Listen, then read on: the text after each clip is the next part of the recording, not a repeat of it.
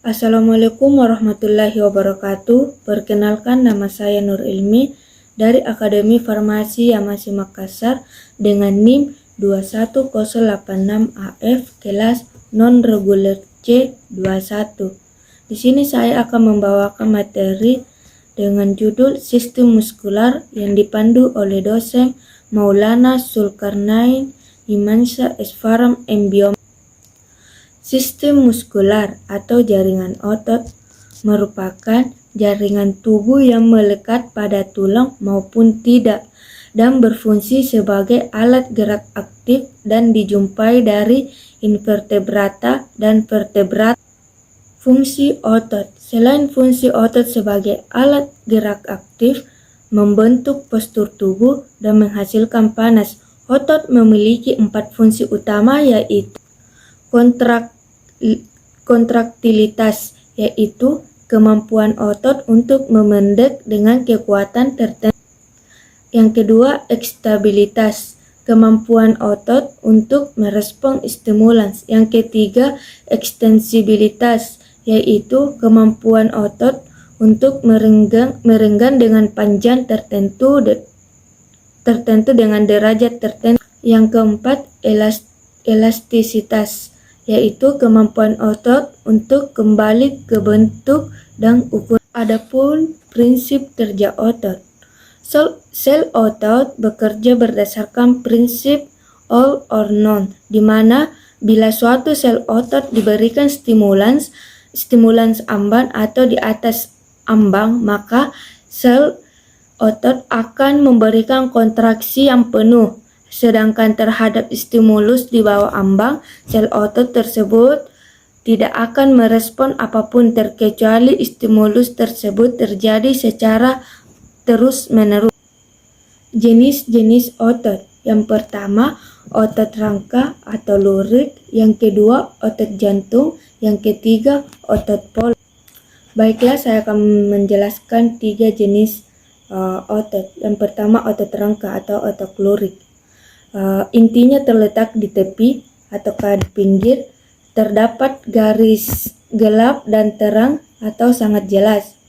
Ujung ototnya yang melekat pada tulang disebut tulang tendon.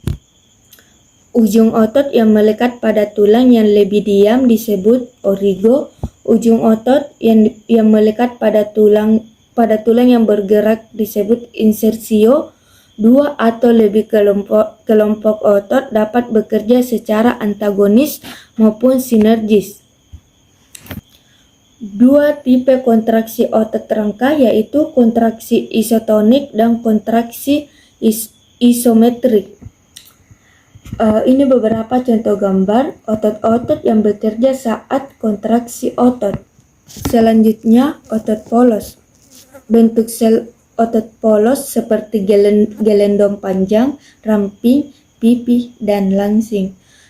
Setiap otot memiliki satu inti. Inti di tengah. Terdapat pada alat atau daerah organ yang berongga. Kontraksi lambat, berlangsung lama, kadang-kadang ritmis. Sangat dipengaruhi oleh sistem saraf otonom.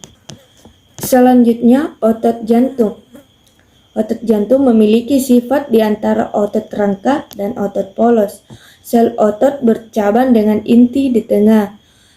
Beberapa serabut otot yang bercabang dan bersatu dengan serabut di sebelahnya. Antara satu sel dengan sel lain di sebelahnya dihubungkan dengan sinsitium. Otot jantung hanya ada di jantung.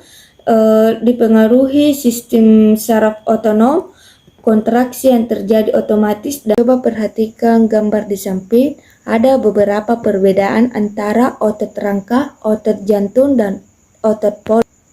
Kalau otot rangka terdiri dari unit of muscle contraction, muscle fiber, nucleus.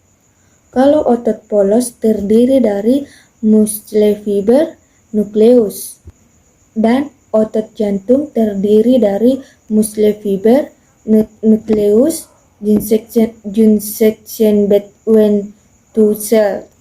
baik berdasarkan kinerjanya, otot dibedakan menjadi otot sinergis, yaitu otot yang kerjanya saling membantu, otot antagonis, yaitu otot yang kerjanya saling berdasarkan gerak dasarnya, otot dibedakan menjadi otot fleksor, yaitu gerak membengkokkan.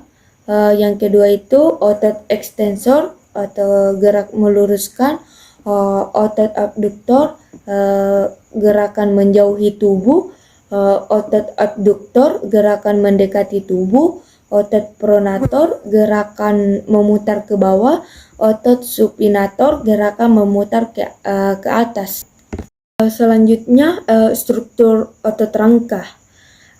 Struktur otot rangka tersusun atas sel-sel yang tidak bercabang ataukah disebut serabut otot. Yang kedua itu sel otot memiliki membran yang disebut sarkolema. Selanjutnya setiap serabut otot dilapisi oleh jaringan ikat lembut yang disebut endomysium. Beberapa kumpulan dari serabut tunggal membentuk vesikulus yang dibungkus oleh jaringan ikat yang disebut perismisium. Selanjutnya kumpulan vesikulus dibungkus oleh empisium. Itulah tadi sedikit para materi dari saya, kurang dan lebihnya mohon dimaafkan. Assalamualaikum warahmatullahi wabarakatuh.